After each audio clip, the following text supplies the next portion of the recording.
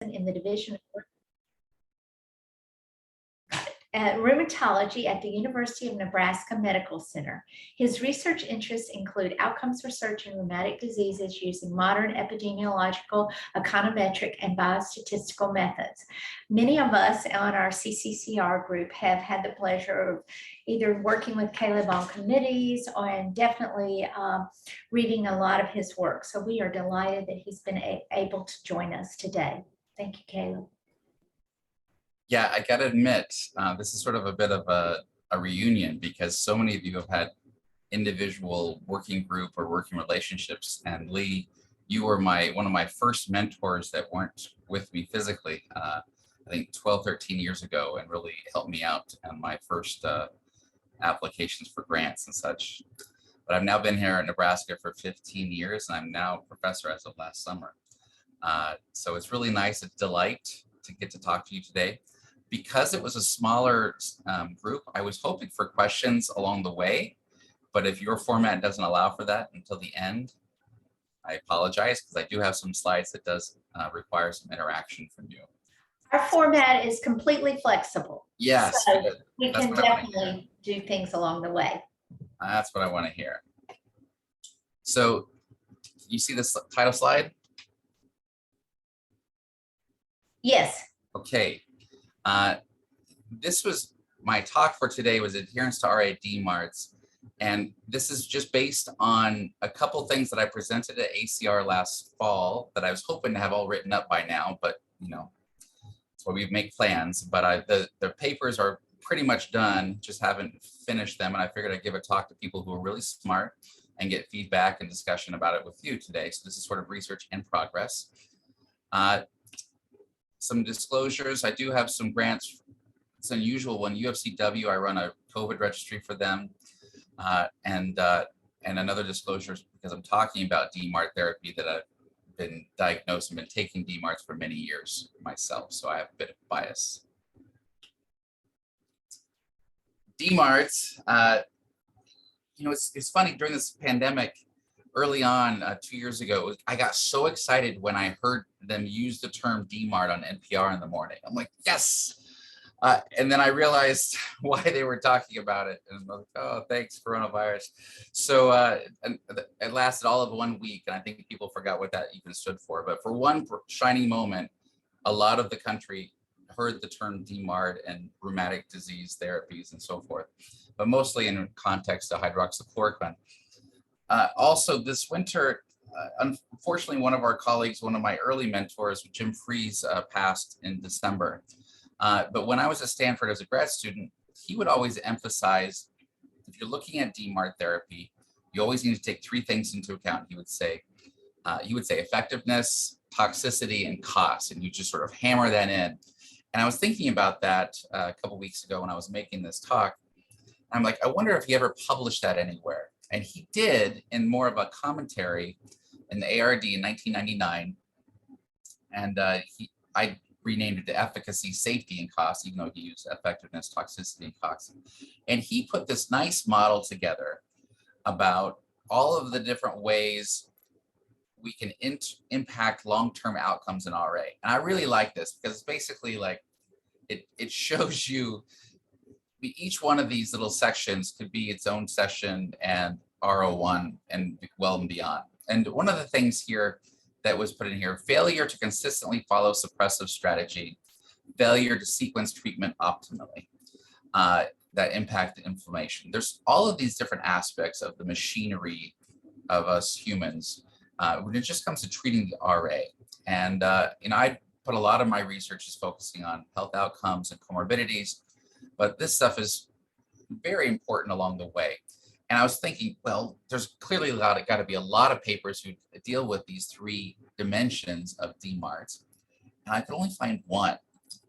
And it was the only one that I could find that wasn't a sort of a cost effectiveness analysis paper, where they did a 3D plot, and they were comparing Chinese herbal therapies in China, where they used efficacy, safety, and daily cost. And they come up with these 4 drugs that I guess herbal treatments, I need to be careful what I say, as being sort of the best ones to use. And I couldn't tell you what they were made of, but this is recent relatively.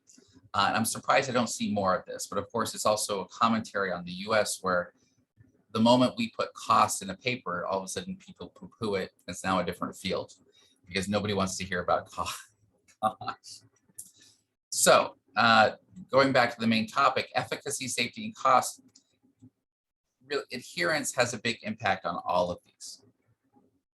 And in fact, what I like to do is put efficacy, safety, adherence is sort of what I put in together when it comes to a drug's effectiveness, and cost is outside, even though cost does impact all of these as well, especially the adherence aspect.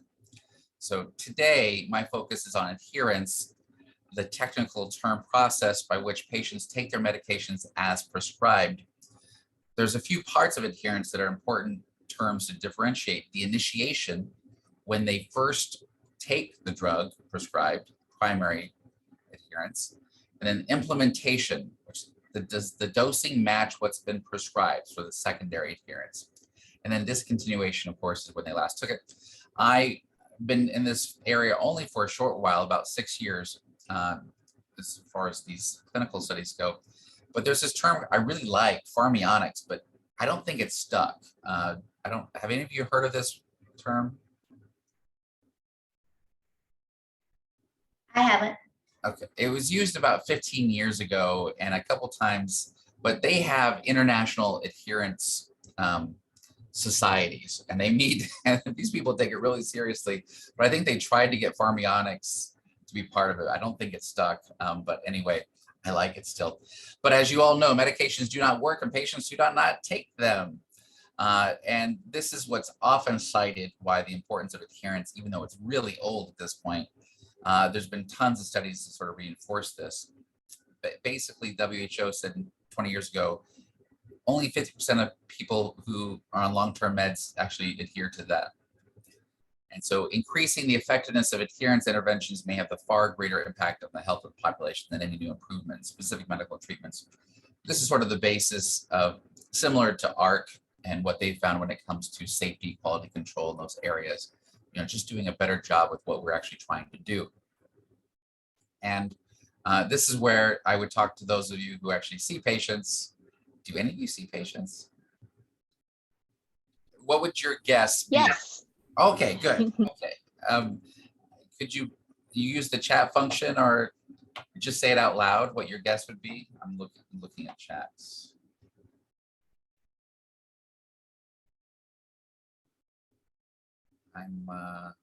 It's not letting me see that. There we go. 50%. Yeah, I just sort of, I primed you with WHO. Amanda, very honest. Okay, well, you are more on top of it than most, but I will make the argument it's probably somewhere between C and B if you're doing a good job, but C is probably not a bad place to also be. I'm going to talk to you about 2 adherence studies that I've done more recently. One is published in 2019 in ACR Open. It was just on methotrexate. And the one that's not published that I wrapped up last year was on tofacitinib versus sub-Q biologics with methotrexate. In both of these studies, we invited participants from around the country that are in the Forward Databank to participate. This is where I get to give you an interlude on Forward, on NDB. This was created by Fred Wolf. I usually never have to do this slide, but now it's been so long, a lot of people don't know who Fred Wolf is. He is a rheumatologist, private practitioner in Wichita, Kansas, who was my doctor when I was a kid and gave me my first job that was out of food service in high school as a computer programmer. And I love this because when I gave him an award a few years ago, he said out loud something that I didn't fully understand until more recently, is that he started the NDB in part to figure out what happened to his patients that didn't come back. So if you look at your patients that are seen in the rheumatology clinic, over time, if you're measuring the outcomes, you'll see that overall they're doing better. But it doesn't often take into account the people who don't come back to see you again. So, and usually those people did worse. And so this is a way to track them over time, because Forward, previously known as the National Data Bank for MAC diseases, follows the patients directly. We send the patients questionnaires directly, and we follow where they go as opposed to the clinic that they're seen in for rheumatology. Fred founded this in 1998 as an independent nonprofit research organization. It is one of the largest and longest running patient-reported data banks in rheumatic conditions. And he loves the term data bank, which is why it's called NDB. A few years ago, when I took over as director, we did a renaming it, just trying to make it a little more patient-friendly and helping recruit. But we work with patients, physicians, researchers, everybody to collect, analyze, and share this real-world data to advance the knowledge and outcomes for rheumatic conditions. We have folks from, I want to actually point out the website, forwarddatabank.org. I will not be upset if you use your other monitor to take a look at that website. We have some very nice videos on there, including one of Fred and I sort of a few years ago when we interviewed him for it, just trying to improve the patient-facing side. We did all of that right in order to help recruit patients, and then the pandemic hit, and we haven't recruited anybody in the last 2 years. So it's sort of been needed to go back to doing that. But the folks who have participated come from all over the US. Now this is I think it's a first 3 digits of the zip code heat map. There's a few sections in Nevada and a few other places where we don't have anybody, but for the most part, we have folks everywhere. A little more highly enriched in Kansas, as you can imagine, with Dr. Wolf's clinic in Wichita. And it's been going for 24 years now. We collect a bit of data on everything. The questionnaires are long. The comprehensive standard questionnaire that we send out in January and July are 28 pages long. But not everything needs to be filled out. And doing it online, for the most part, takes less than an hour to complete.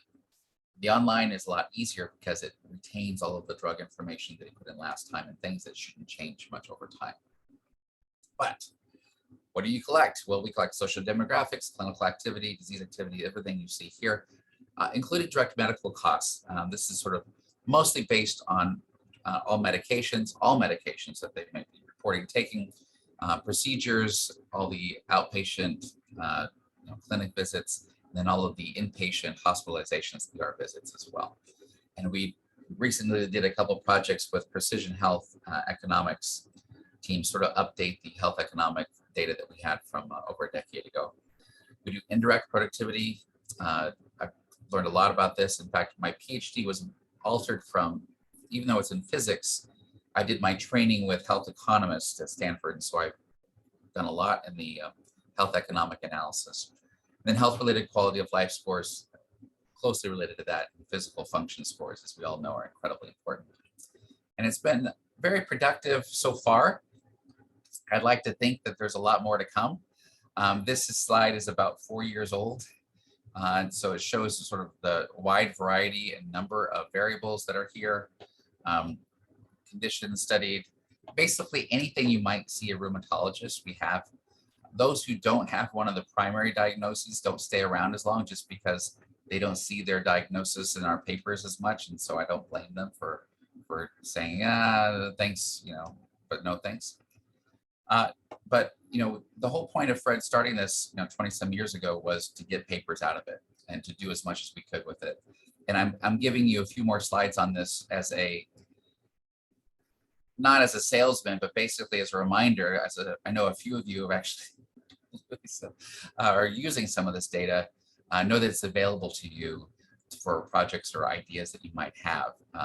It's not worth our time spending on it unless people are actually using it. So some of the things that I've used it for, my first author paper was this one in 2003 that I started when I first started in August 2001, 1 month before 9/11. So it had sort of big impact on what I was doing because I thought this was just a temporary break in physics. And little did I know that this would be my field for foreseeable future.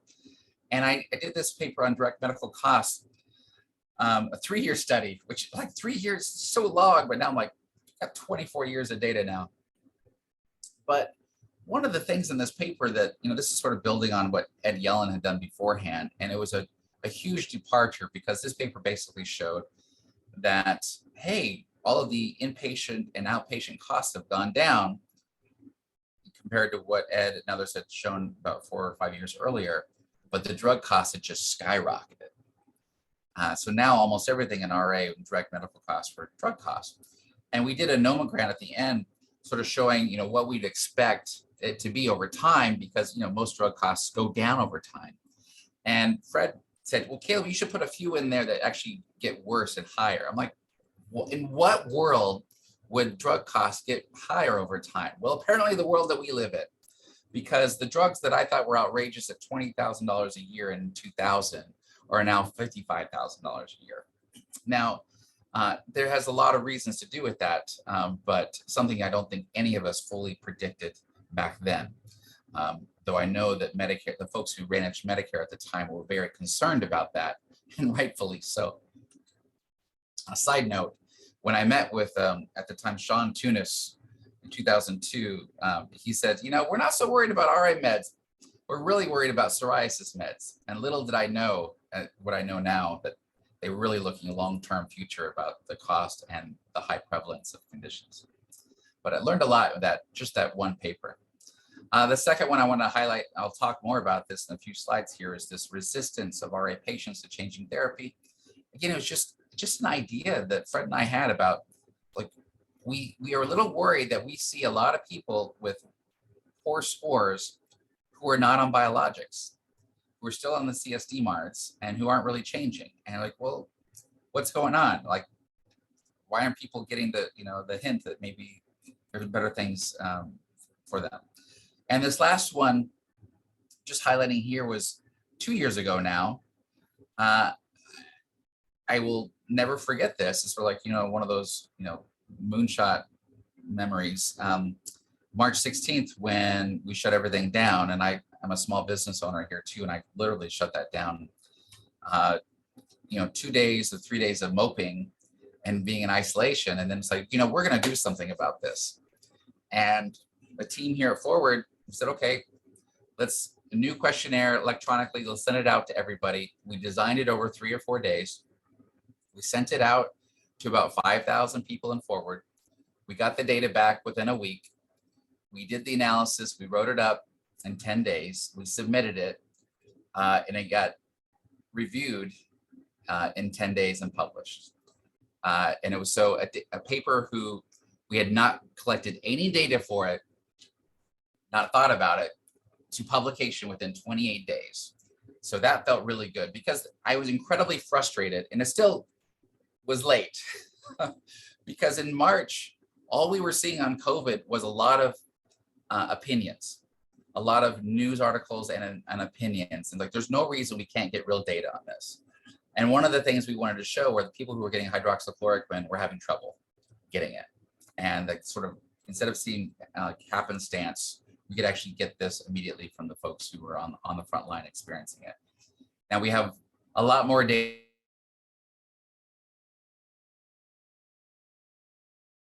All burnt out for the same reasons, and because they weren't funded as well. But it was a nice example to know that what we could do when we wanted to do something. I know that I can't see you, but if you have questions along the way, of course, please feel free to interrupt. I do want to point out that we have a biobank as well. This started with an idea that I had with Robert Plenge over a decade ago, that we needed more blood samples for genetic work. And so we started doing so. And we teamed up with the Arthritis Foundation and Quest Diagnostics back then. And we got a whole bunch of samples. We have 2,000 samples from folks all over the US. They're all banked and characterized. They're here at the Nebraska Biobank. But I now have a head of my biobank, she's a PhD in bioinformatics, who helps run this. And we have a few projects with this. This is available, that I would say has not been taken advantage of as much as I would like it to. And a lot of the folks I collaborate with, you recognize Patty Katz. She runs our lupus registry. Alexis Ogden runs our SPA. And I'm working with her and Joel Gelfand at Penn to run a new psoriasis registry. Then Ted Michaels, Brian England are faculty here at Nebraska. Alan Whaley does a lot of things in Sheffield, but in the UK, working on health economic analysis that NICE is constantly putting out there. We collect more Euroqual data than Euroqual does. So, but obviously we're, a subspecialty for them is when it comes to a disease registry. I've been very happy to work with my trainee who's now going to be a fellow this summer here, Golson Ozen. You might have seen some of her work. She's been a little overwhelmed the last 3 years of her residency here during the pandemic. And then we worked with Josh Baker, Jeff Curtis, and some of you there in North Carolina. And this is my last slide on Forward, sort of a manifesto. I'm not going to read it here, but in rebranding and renaming this sort of scientific project, it sort of made me rethink about why we're doing this. And as a patient, one of the things we do is we work with patients directly. We have a lot more qualitative and now trying to do some mixed method studies, getting the understanding of what the patients are going through so we can help ask the right questions for what needs to be done in the future. A lot of the funding was based on safety studies, which we do not have that funding for as much now, but that when we did have it, it allowed us the freedom to do a lot of for-fun projects. I think because of the funding on safety, we've been collecting safety nonstop since we started, and that's continued on as well. So that is my brief overview of Forward. I could easily talk for a few hours on it. Lee, you have something to say or ask? Well, before you move off of Forward, thank you. It was nice to hear all this, and also as someone who's known Fred forever, seeing what you've done with and your acknowledgement of all of his commitments over time. I think many people don't realize what an amazing man he was to be committed to this. My question, you started to mention funding, because this is amazing that you have this kind of infrastructure, and how now that you said you don't have safety monies, how is it funded? And then if people approach you and want a question or to look at some particular area, how do you work with them do people write that into grants, or how do you fund the infrastructure going forward and projects going forward? Thank you for that. It's good. But I actually saw Fred last week, had dinner with him, brought my family in to see him and Donna. And he made us a wonderful mac and cheese because he knew kids liked mac and cheese. It's been frustrating because, the infrastructure for something like Forward has not been something NIH and federal dollars like to fund. So it's been mostly pharmaceutical funding. And a lot of that has moved to other areas. It's not a surprise that a lot of the funding that we were getting went to some other competing registries that were for profit, and it's been harder to compete there. But we're still getting it mostly through pharmaceutical funding, just because, as they've told me multiple times, it's nice to have more than one registry to work with in the U.S. And that's been comforting, but also doesn't pay. I mean, it's paying the bills right now. I was going to ask Louisa, I think she's on, sort of what her experience is, because she's an example of someone who reached out with a question, and I'd like to know if it was painful or actually okay or relatively easy to use the data, because I don't think she had an idea but not funding for it. If you have an idea that you are applying for funding, clearly, ideally, we could get some of that for data access use, similar to RISE. I'll say it was fairly pain-free. You were very kind and willing to work with me, and it was pretty quick, and we're trying to get that data out now. I think one of the issues is always sort of the feasibility. Everybody wants sort of the dream project, and then it's a question like, well, here's what we have, as opposed to what the dream is.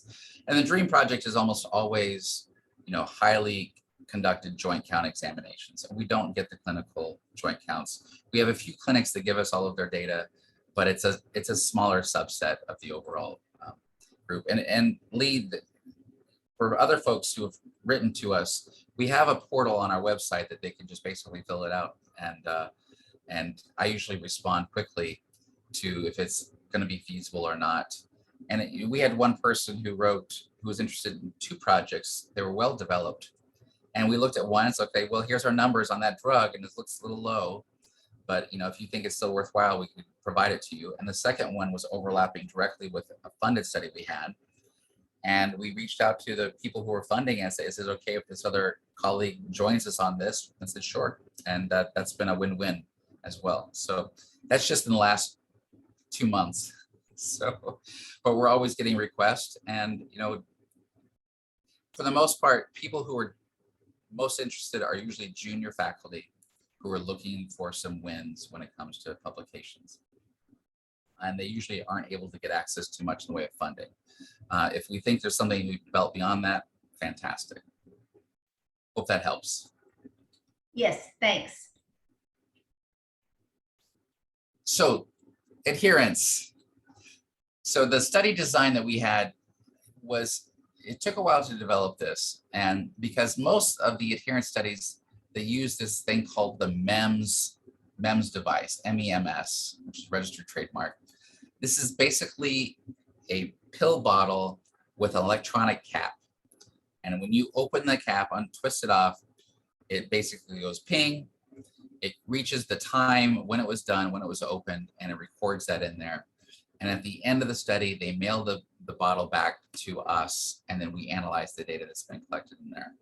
So the study design that we use for this, and I'll answer the question a little bit later after that, we recruited folks who would, as close as possible, just started methotrexate. Now with our model, with Forward, it's hard to get them quick because they fill out a questionnaire in January about what drugs that they were taking from July to December.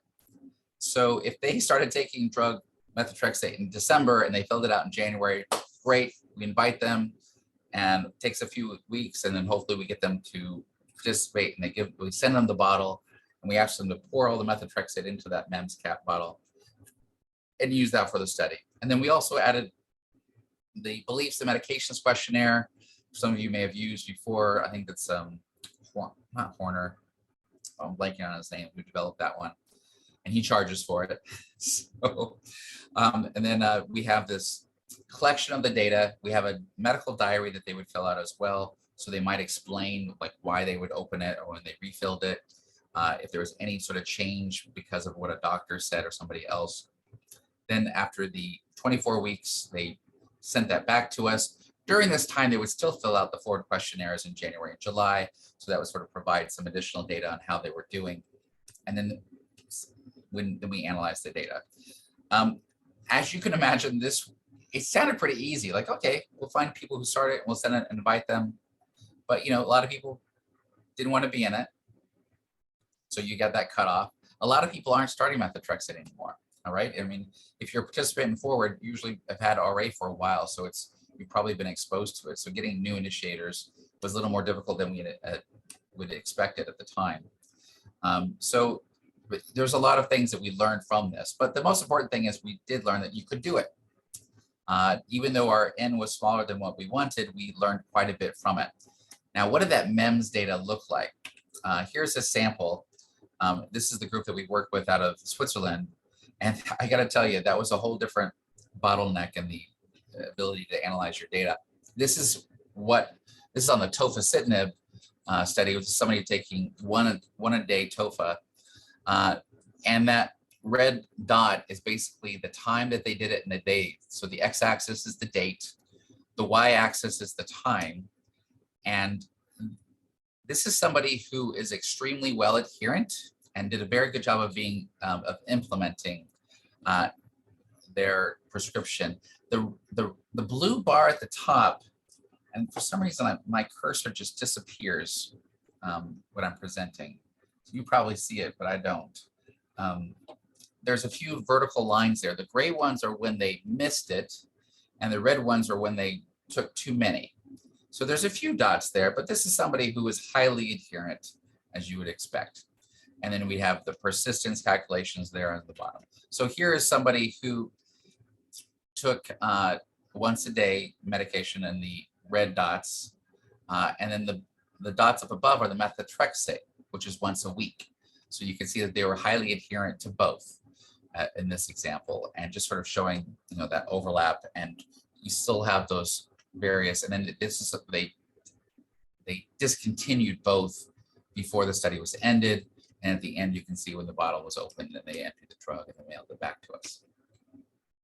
This is somebody who was taking a biologic, a sub-Q, a TNF, adalimumab, and methotrexate. So the red is the biologic, it's once every 2 weeks, and the methotrexate. So this is the raw data, and it's that methotrexate is a bit all over the place about when they took it during the day. And the injection is similar. It's a little bit more in the afternoon, evening when they took it as well.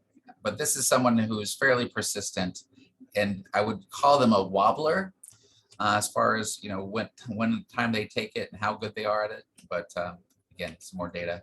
And here's somebody who discontinued their biologic, but continued on the methotrexate as well. So from this, sort of that, you know, just a summary of what I just said, we were able to get adherence data on all of the participants for each of the studies. So the result of the methotrexate one, this, I'm just going to go straight to results, even there's a lot of analysis here. So the overall adherence, when it came to correct dosing, the mean was around 75%. So this sort of backs up that 80% number I sent earlier. The implementation, which is probably maybe the most important part, is when they were taking it, how well were they taking it as prescribed? 80%. I mean, that surprised me. And looking at this, 1/4 of the folks who were in here took it perfect. Only 1/4. So, and I'm thinking, like, I probably take things perfectly right, but I look back, I'm like, well, I made an exception here, made an exception here. It's hard. And 1/4 took it, were really, really bad at taking it. So most of the 50% are right, sort of in between. And you can see here the underdosing. We called it early dosing instead of overdosing, just because of the common, you know, poor choice of words there. But I guess with methotrexate, it really can be overdosing, and it's a big concern if you start taking it more often than prescribed here. But again, taking a look here, 80% was sort of the takeaway number. When we look at, so, and I also want to remind you again, this is folks who are supposed to be starting methotrexate, but they've already been on it for a while. So they've done the initiation.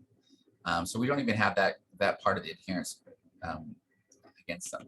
So with the tofacitinib study, the more recent one, this is something I presented last fall, sort of looking at the biologics were sub-Q TNF inhibitors. So there's adalimumab and etanercept that they could take at home, and they had their own MEMS cap bottles that they could put the injectable in. And the results were very similar. The biologics were a little bit better on the implementation over the 9 months on the face of it, but most of them took methotrexate. And if you combine them together, it was actually worse in comparison to those who were on tofacitinib. Those who are on tofacitinib who did methotrexate did better, which we can probably make sense at some level, because they were probably taking methotrexate before they had tofacitinib on top. But for the most part, you know, a lot of people like taking tofa because they didn't have to take methotrexate if they didn't want to. So this is sort of the main results here. And the summary is that the adherence of tofacitinib versus a TNF inhibitor were pretty similar at around 80% adherence and persistence. The methotrexate concomitant use improved the tofacitinib adherence. Now, this is something I showed you a little bit on those early data. If they took it in the morning, they were much more likely to be adherent than if they took it in the evening. Now, the multi-variable models that we had, I didn't show you the results just because I was trying to reduce the overall number of slides, but I have it here, is that patient global was the most important independent factor when it came to association with adherence. So it makes sense, right?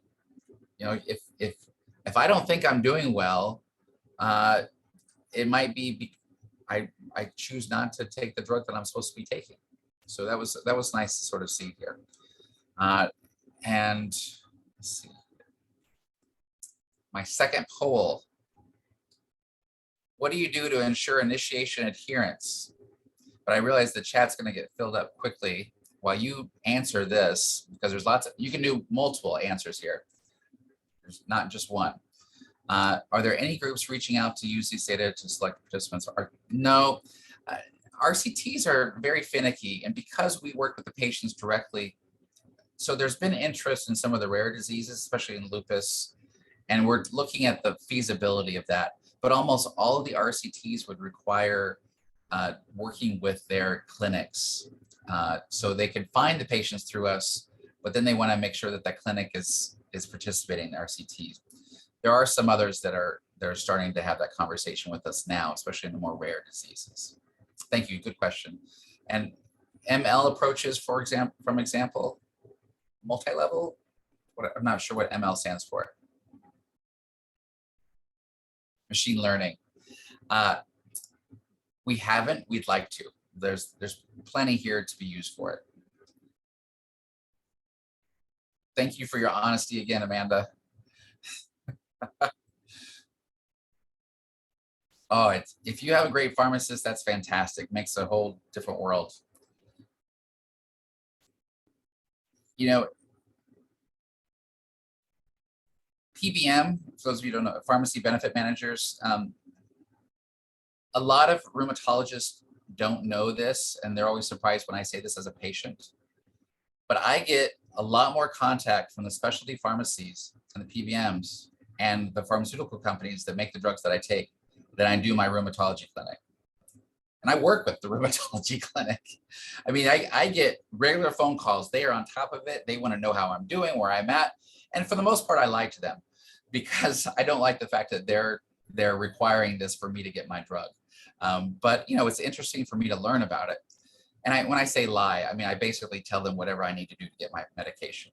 I'm not being a complete ass, but I'm really sort of getting to the point where that the nurses involved with the specialty pharmacies are more in tune with the patients and how they're doing, because their job is to keep them on drug.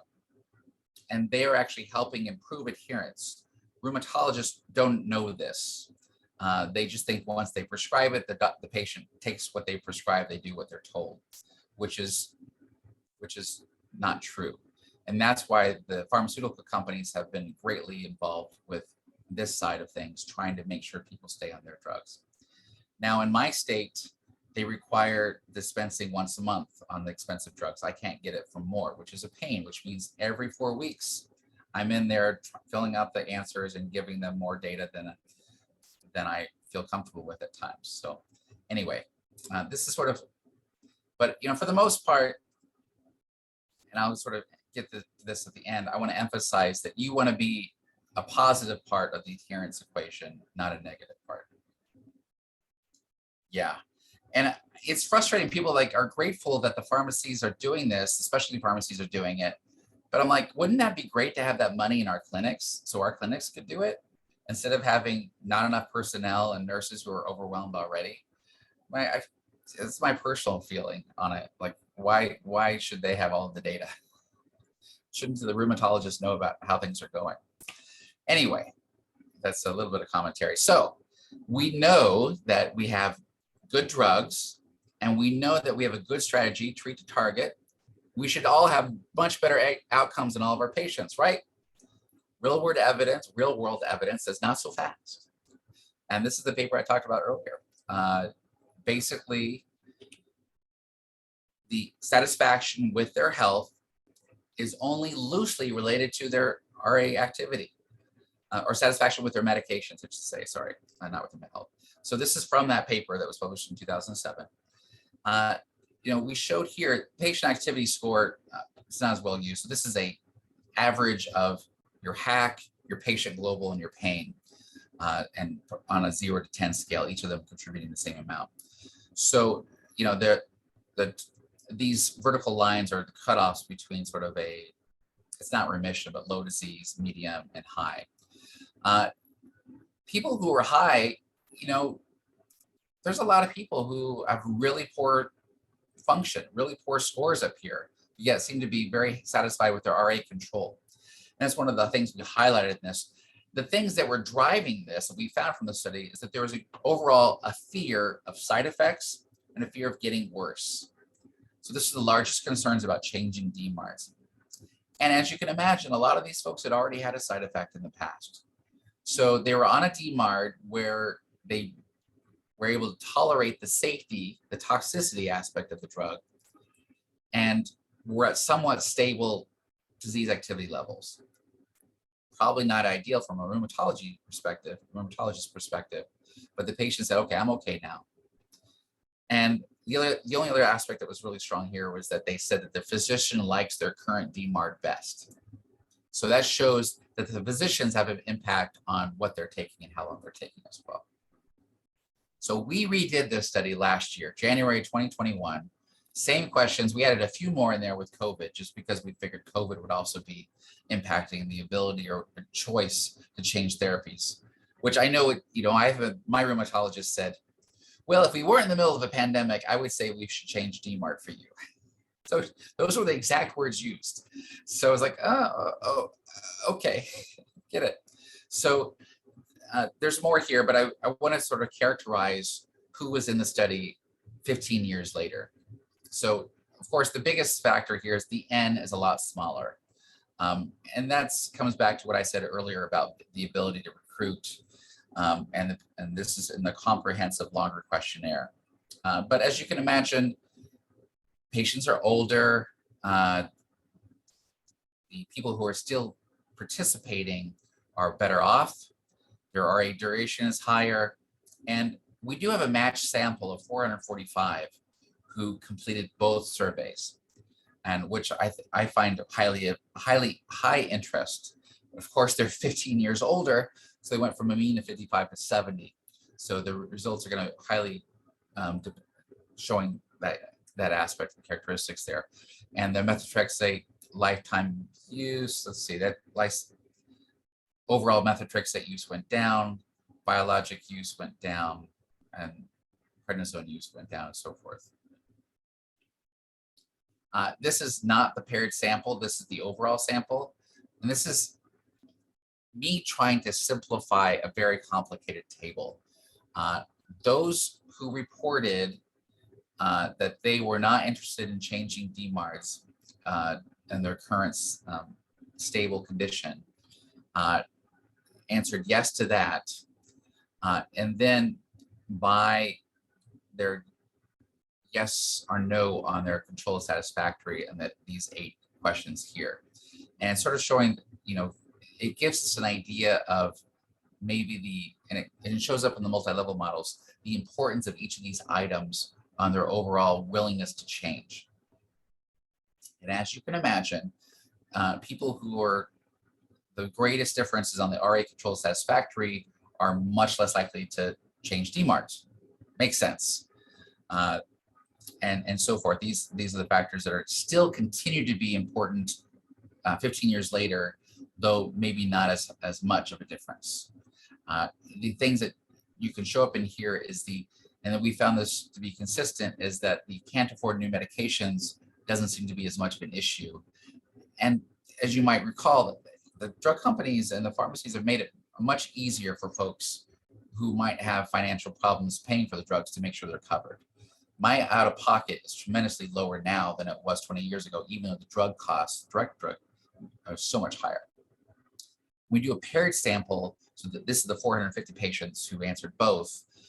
You can see very similar results as well as you might expect, though there are some important differences I want to point out here. Again, going back, and I'm going fast because I want to have some more questions time here, but the things that really stand out here again, and the odds ratio here on the ability or likelihood to change therapy are the risks of side effects. By far, the doctor thinks the current meds are best, the fear of loss control, and there's no better medication. That sort of incorporates a lot of other things there as well, that I'm on the best meds. And then we have a spider gram sort of showing the differences. They're a little more muted now in 2021. But the sort of summary of this is that overall satisfaction with meds has actually gone up. and in the paired sample as well. Satisfied with control, not so much. So I'm like, wait a minute. Unwilling to change has gone down. So we've done other studies which show that every time you add a new DMARD to the marketplace, the willingness to change drugs increases. So the persistence goes down.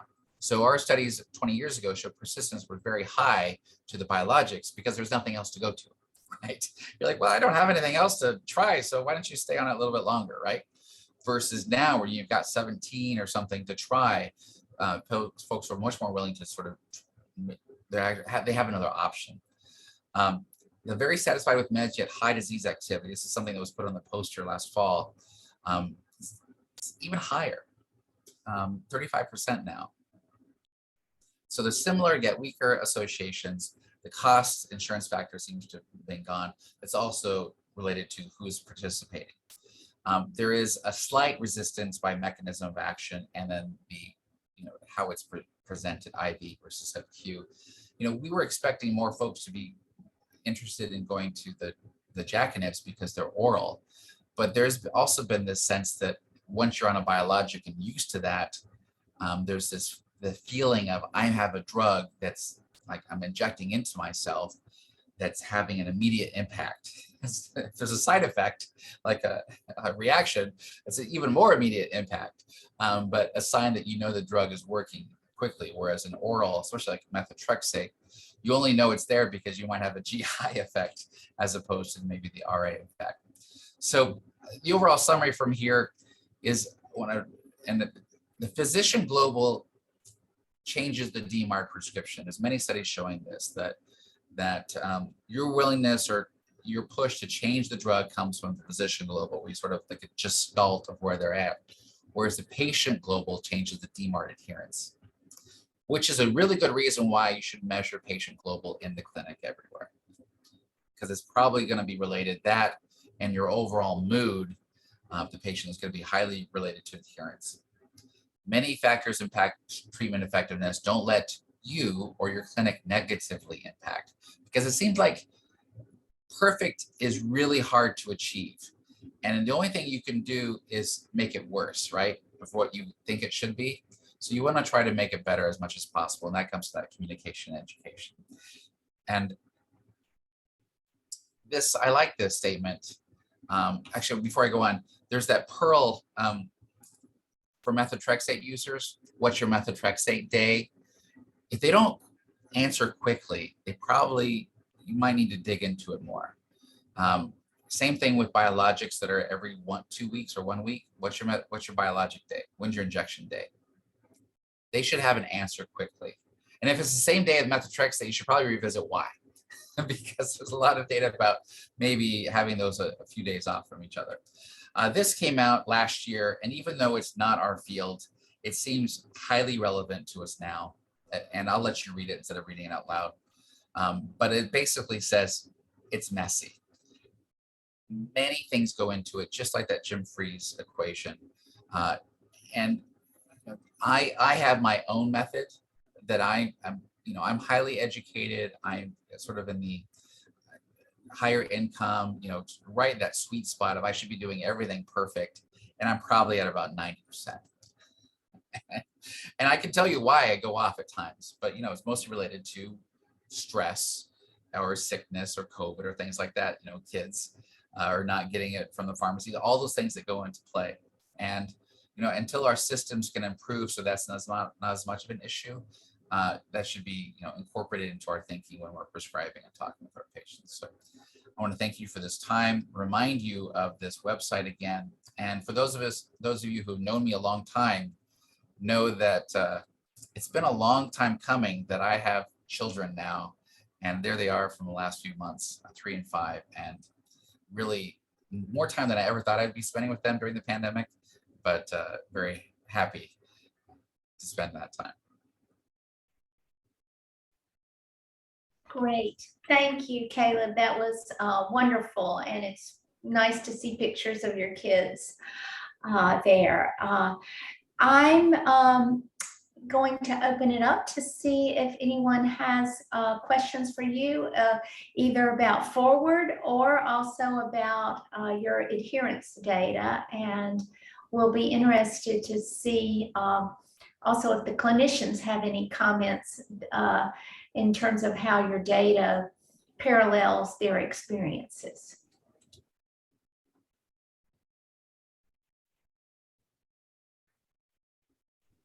Hey, Kaleb. Thanks for a great talk. I'm one of the clinicians. I don't see too many patients. I see them with the fellows, but I'm curious in terms of adherence, how all of the commercials on TV that talk about all of these great drugs and how wonderful they are, and everybody who's taking them seems so happy and they're doing great. Has there been any research to see if that affects adherence or satisfaction, or do you have any clues? They wouldn't spend the money on it if they didn't do it. But you're always like, why is my drug at this football game that I'm watching? Like, I never understood that. Like, how, like, what's the population of people watching NFL that have RA? Apparently higher than I thought. And psoriatic arthritis, you know, they have a lot of drugs now because they're all like, I only watch TV for football. So I see all these, and I see all these drugs on there. Yeah, I'm a member of Society for Medical Decision Making, and we have panels on this, and they are making money on this. And it's initiated in conversation. It's same reason why you have all the car commercials. Like, why are we putting car commercials? Because we want people who own that car to feel better about owning that car and come back to it, as well as selling new ones. Same thing with medications. You see your drug on there, you're more likely to stay on it and think that, hey, I'm taking that's me. You know, I'm that shining example of the person they have on there, which never is really me. And I'm like, wait, where's the swollen joints at? Where's that? Like, these are beautiful young women for the most part that I see in these commercials. And but yes, there's definitely, it's helping, and the numbers show so. Yeah. Which is why it's so hard to get funded studies on methotrexate and steroids and those, because they aren't putting commercials out. There's nobody making a ton of money on those. And so nobody's really interested in it. And so there's almost lots of interest to show that these other ones are better than those. Mm-hmm. And it actually, I mean, that has to impact it, right? If you don't see things about your methotrexate and all you hear are these negative things, you're like, that's the methotrexate blues, like, why am I on this? It does have an impact. Thanks. Yeah, because I was wondering if that maybe explains some of the 2021 data where people are happier with their drug, even though they're not doing as well, if they're being influenced by what they're seeing. You know what? We can easily add a question on that. Have you seen the drugs that you take for your rheumatic condition on television? Mm-hmm. So that'd be very, just to get a sense of that. Good question. And there's probably a database somewhere that has when the drugs have been shown on TV that you could overlay. Yeah, we try to do this. It's really hard to find how much money is spent on advertising. But I mean, the billion-dollar drugs, and I have another slideshow on this one, many of those are all in rheumatology. And you'd think that we were a rich specialty, but no, it's all about the drug treatments. And unfortunately, the hospitals are kicking out the rheumatologists because they're not making them enough money overall. They're just prescribing these expensive drugs. So we'd like to see some of that money come back to clinical care and being sort of at that location as opposed to at the pharmacy side.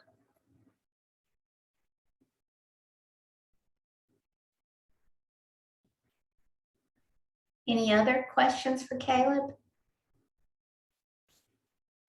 I have another one in terms of mode of administration. Maybe you mentioned this and I missed it, but infusion therapies where patients have to come into the clinic and, we know if they've come in and gotten their infusion or not.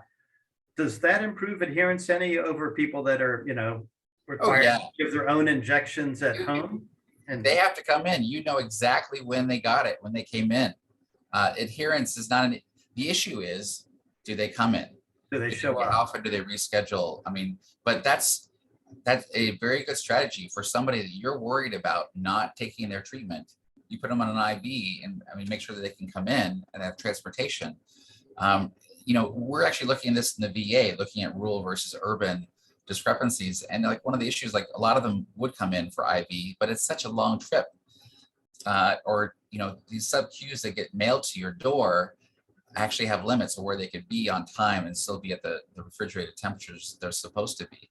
And so that a lot of those folks will go to oral meds where there's less chance of maybe taking it as prescribed. But yeah, most definitely. And I think that's why Medicare was quick to fund the IV treatments early on, because it was a sort of a hospital treatment, and that just sort of carried on.